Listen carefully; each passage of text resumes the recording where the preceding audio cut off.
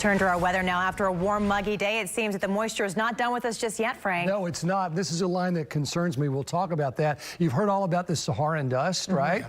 We have pictures out of Cuba, and it's always guaranteed to give you a spectacular sunset or not. In this case, it's more like a gray, hazy sunset. So hopefully it'll thin out and give us some of those. I got to show you one picture tonight because this is really very nice. Let's go to that, and you'll see.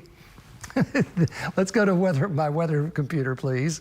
There we go. There we are. All right, there's my sunset. Yeah, that's beautiful. Montgomery, Texas. Wow, so, very nice from Mary Converse. All right, let's get to this. Upper 70s, 80s. It's very warm out there. It's very juicy out there. The humidity, 85, 94, 81%, 96% out in Brenham. So we have this atmosphere, and this, I really turned up the wind particles here so that you could see this convergence zone that I'm talking about. See that wind that's coming out of the southeast, and then all of these winds converging right there along that line in the western part of Harris County, right down toward Fulshire and on in toward Orchard and Willis. So that's the problem. Aerial flood advisory till 12:15 because some of these areas have picked up 1.5 inches in just 30 minutes. That's 3 inches per hour, and this is holding together. So not a lot of lightning, but just very heavy rain coming down, especially around Fulshire, just south of Katy, and then up here around South Mady Creek. So that's the area that the National Weather Service is watching. But you can see there's plenty of moisture that continues right on down to the south of that,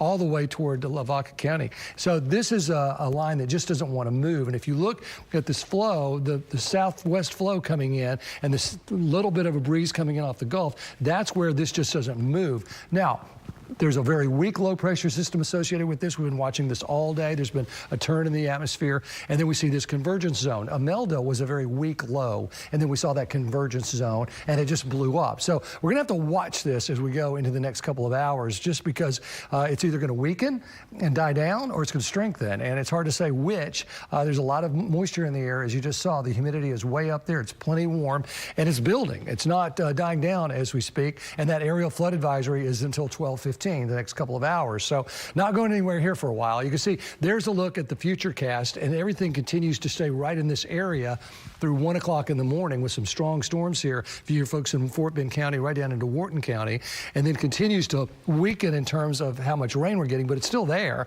This is 3 in the morning and even into 6 in the morning. So this convergence zone doesn't just want to go away according to the model. Now, the models predicted a lot of rain yesterday. Didn't happen for most people. So we're going to just have to keep an eye on it. But I want you to know, if you're on the western side of Harris County into Fort Bend and Wharton County, pay attention to this as we continue to go through the next several hours. This is the FUTURECAST rainfall, and look at this. Through 3 o'clock in the morning, we got some gold colors here. That gets into the 6-inch amounts of rain.